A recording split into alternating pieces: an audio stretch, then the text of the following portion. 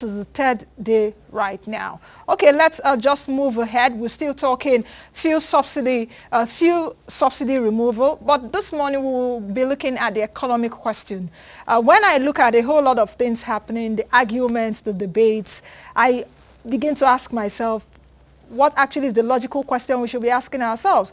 Probably for those on the street protesting, or for those asking the government, you should do this, you should do that. What is the real economic question? Joining me to discuss this Wednesday morning, my guest, I will start from my far left, Tope Fasua. He's an economist. He's also the author of Crushed, I think I should say that, one good book that I have read, though he has accused me that I haven't read all of it, but I think I have.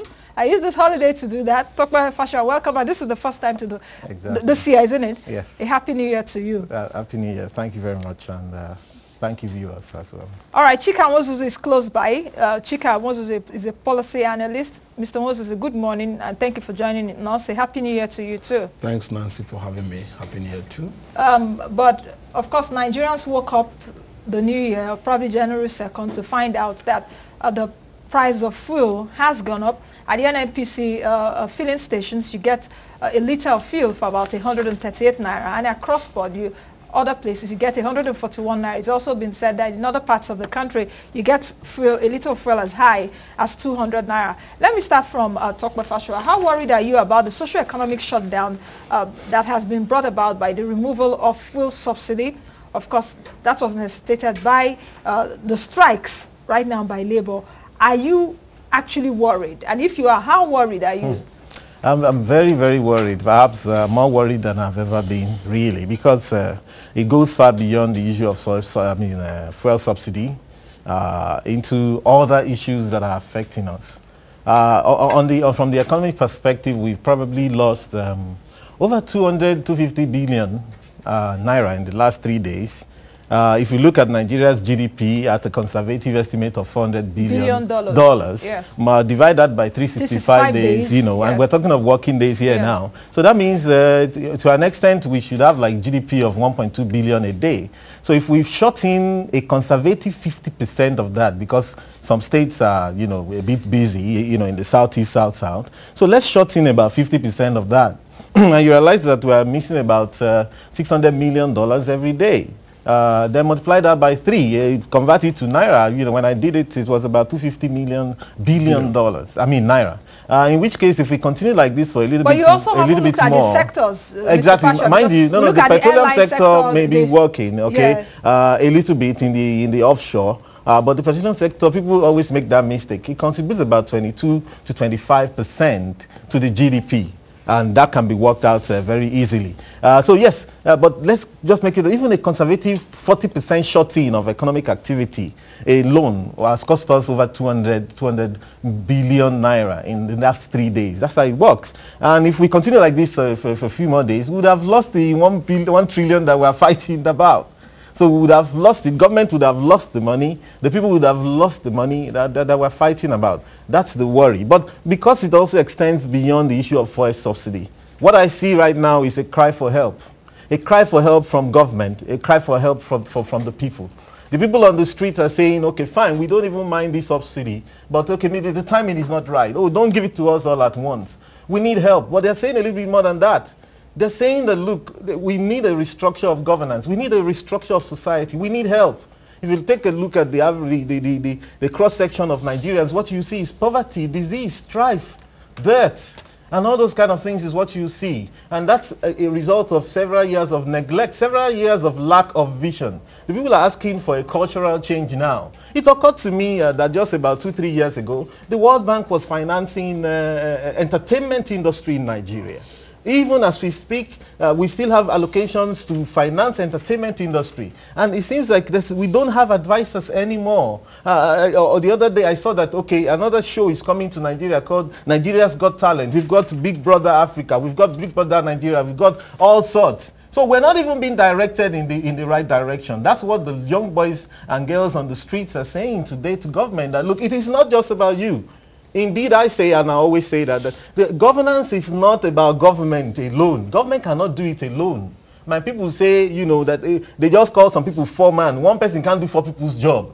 You can call yourself foreman. You can't do people's job. Until the day government itself realizes that governance is not for itself alone, that nobody is looking for a magician, but that every Nigerian is yearning to be a president, to be able to take charge of his own life and take charge of his environment. That's what's going on. On the part of government, government is also asking for help. What I've been able to research, just yesterday, I wasn't quite sure what was going on myself. So, is it that government decides to bring this on itself? Why would they do that? And then later on, I now got some information on the internet that not only Nigeria and Ghana, but also a few other West African countries, Guinea, Chad, Cameroon and co, were also asked to take the same policy of subsidy removal at around the same time by Christine Lagarde, who is probably still in Africa as we speak. She was in South Africa. Yesterday, we got information that Malawi was asked to devalue its currency for the second time maybe in a year. Last year. I mean, just last year, And the Malawians are complaining as well. So now the issue is that Madame Lagarde was in town a few weeks ago, and she could have actually advised government on a few things. I researched into what she said, and indeed she was trying to, from the rhetoric, it was like, look, I need to advise you guys. 2012 is going to be terrible.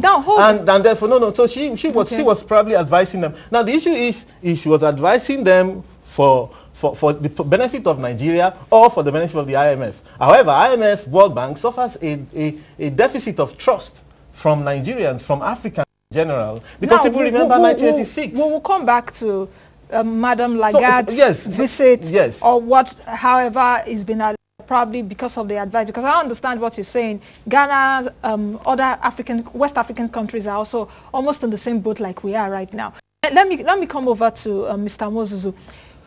What actually should we be looking at right now? The government seems, at this point in time, not to adhere or listen, as it were, to the masses. The masses have been protesting. This is the third day. Government, from the posture of the government or the coloration of what we see from government officials, government doesn't want to back down.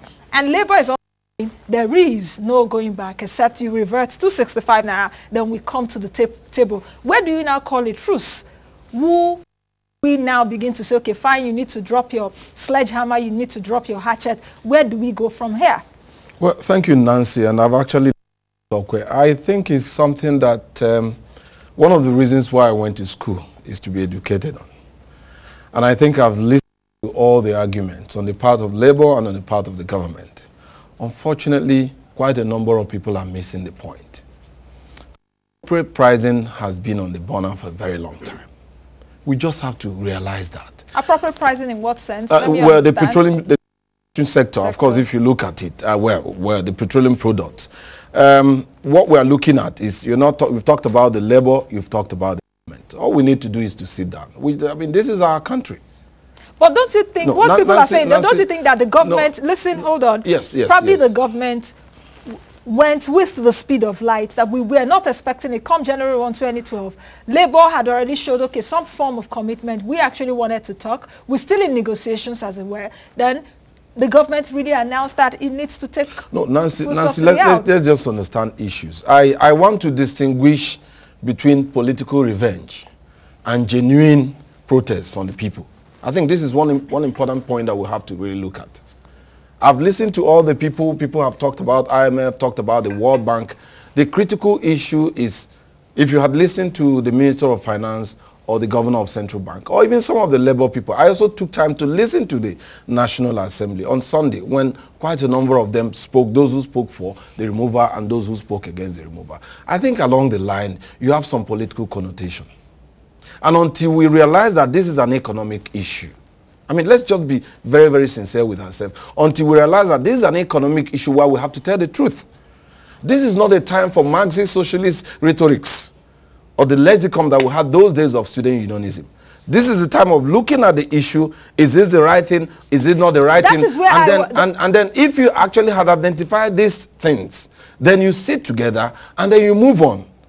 And let me remind you, Nancy, in 2004, when the issue of fuel subsidy removal, I just want to bring a scenario that will just like tell you what has happened. That most times when you hear most Nigerians speak, we just have to be very sincere that what they tell us at night is actually what they go to say during the day. Because that's where you have the point. Now, in 2004, I want to give you two people that were there. First was General Babangida, and the other one was Adams Oshomole. In 2004, when this issue was discussed, General Babangida, and I quote, if you look at the comment of October 11, and he said that the issue of deregulation is unnegotiable. And I quote him, I think the government should be steadfast on the reforms. And I think you also note what he's saying today. Now, also Adams Oshomole, at that time, when he was the president of NLC, he said that the government, they was looking at it, that the tragedy is Nigeria has yielded itself to IMF. And then he went on to say that we must halt this policy framework that hurts the masses even more than it. We also know what they are saying today. The reality is that have we sat together to look at these issues, the pros and the cons? And once we have done that, we are going to move forward. Unfortunately, we have not done that. What you see is rallies, you have musicians who are singing. I don't think we are going to get anywhere with this kind of system, Nancy.